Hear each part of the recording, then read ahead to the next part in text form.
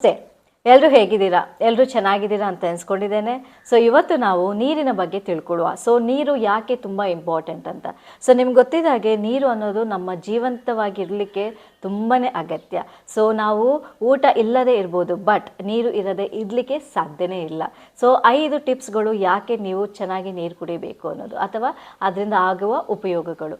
ಮೊದಲನೇದಾಗಿ ನಿಮ್ಗೆ ಗೊತ್ತಿದ್ದಾಗೆ ನಮ್ಮ ದೇಹದಲ್ಲಿ 60-75 ಪ್ರಮಾಣ ನೀರು ತುಂಬಿದೆ. ಸೊ ಈ ಪ್ರಮಾಣವನ್ನು ಕಾಪಾಡಲಿಕ್ಕೆ ಚೆನ್ನಾಗಿ ನೀರನ್ನು ಕುಡಿಲೇಬೇಕು. ಸೊ ನಿಮ್ಗೆ ಗೊತ್ತಿದೆ, ದೇಹದಲ್ಲಿರುವ 100 ಟ್ರಿಲಿಯನ್ ಸೆಲ್ಸಿಗೂ ಕೂಡ ನೀರು ಬೇಕೇ ಬೇಕು. ಸೊ ಸಿಂಪಲ್ ಆಗಿ ಒಂದು ಎಕ್ಸಾಂಪಲ್ ಹೇಳೋದಾದ್ರೆ, ನಿಮ್ಮ ಈ ತುದಿ ಬೇಳೆಗೆ ಒಂದು ಟೈಟ್ ರಬ್ಬರ್ ಬ್ಯಾಂಡ್ ಕಟ್ಕೊಳ್ಳಿ. ಸೊ ಏನಾಗುತ್ತೆ, ಸ್ವಲ್ಪ ಹೊತ್ತಾದ್ಮೇಲೆ ಆ ಭಾಗ ನೀಲಿ ಬಣ್ಣ ಆಗುತ್ತೆ. ಸೊ ಯಾಕೆ?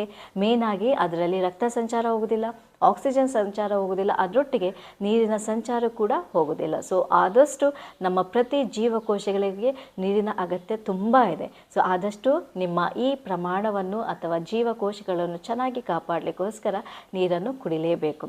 ಎರಡನೇದು, ನಿಮ್ಗೆ ಗೊತ್ತಿದ್ದಾಗೆ 6:1 ರೇಷಿಯೋ ಅಂತ ಹೇಳ್ತೇವೆ. ಸೊ ಏನಿದು 6:1 ರೇಷಿಯೋ ಅಂದರೆ, ನಿಮ್ಮ ದೇಹದಲ್ಲಿರುವ 6 ಮಾರ್ಗಗಳಿಂದ ನೀರಿನ ಅಂಶ ಹೊರಗಡೆ ಹೋಗ್ತಾ ಇದೆ.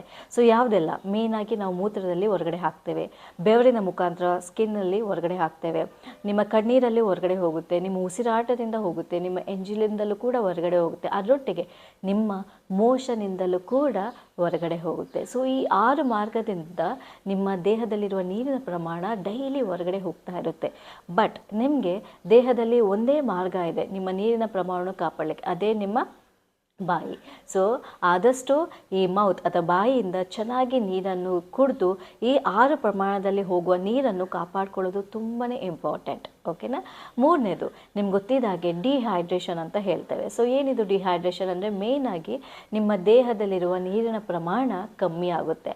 ಸೊ ಈ ನೀರಿನ ಪ್ರಮಾಣ ಕಮ್ಮಿ ಆದಾಗ ನಿಮಗೆ ತಲೆನೋವು ಬರೋದು, ತಲೆ ತಿರುಗುವುದು, ಸುಸ್ತಾಗುತ್ತೆ, ಮತ್ತು ಅದರೊಟ್ಟಿಗೆ ನಿದ್ದೆ ಬರೋದಿಲ್ಲ, ಹೃದಯ ಬಡಿತ ಜಾಸ್ತಿ ಆಗುತ್ತೆ.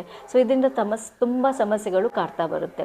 ಸೊ ಈ ಡಿಹೈಡ್ರೇಷನ್ನು ಕಡಿಮೆ ಮಾಡಲು ಚೆನ್ನಾಗಿ ನೀರನ್ನು ಕುಡಿಲೇಬೇಕು.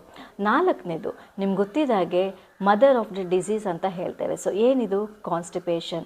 ಸೊ ಪೇಷನಿಂದ ನಿಮಗೆ ಹಲವಾರು ಸಮಸ್ಯೆಗಳು ಕಾಡ್ತಾ ಬರುತ್ತೆ. ಸೊ ಜೀರ್ಣ ಶಕ್ತಿಯನ್ನು ಜಾಸ್ತಿ ಮಾಡಲು ಚೆನ್ನಾಗಿ ನೀರನ್ನು ಕುಡಿಲೇಬೇಕು.